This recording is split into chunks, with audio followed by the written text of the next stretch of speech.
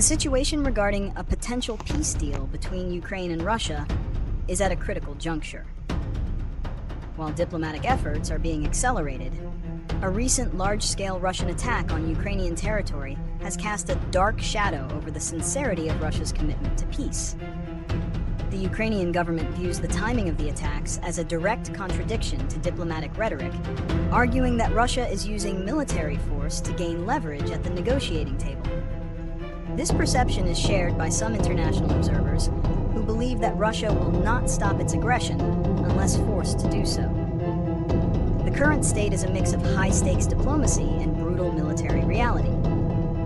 On one hand, there is a push for direct talks between Zelenskyy and Putin, with international mediators attempting to find a resolution.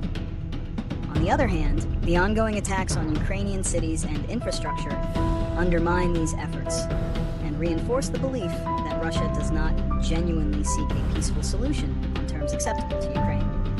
Russia's decision to launch an attack during a period of intensified diplomatic efforts is a strategic move aimed at gaining leverage at the negotiating table. By demonstrating its continued military capability and willingness to use force, Russia aims to pressure Ukraine and its allies into accepting a deal on Russian terms. The attacks serve as a message that Russia will not be deterred by international talks, and that the conflict will only end if its demands are met. Another reason is to undermine international support for Ukraine.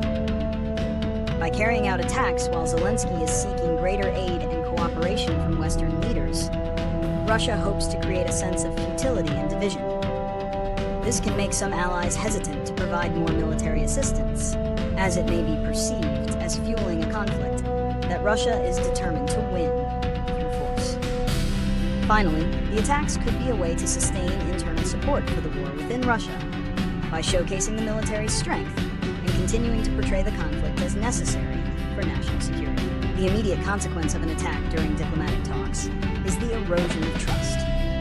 Ukraine's statement that the attack shows Putin does not want peace highlights the direct link between military action and diplomatic failure. Such attacks undermine the credibility of any claims of a desire for a peaceful resolution, making it difficult for Ukraine and its allies to negotiate in good faith.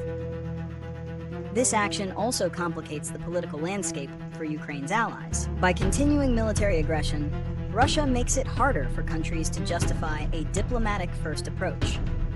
It puts pressure on nations to provide more military aid and to increase sanctions, which in turn could prolong the conflict. Finally, these attacks have a devastating humanitarian cost. The consequences are not just political.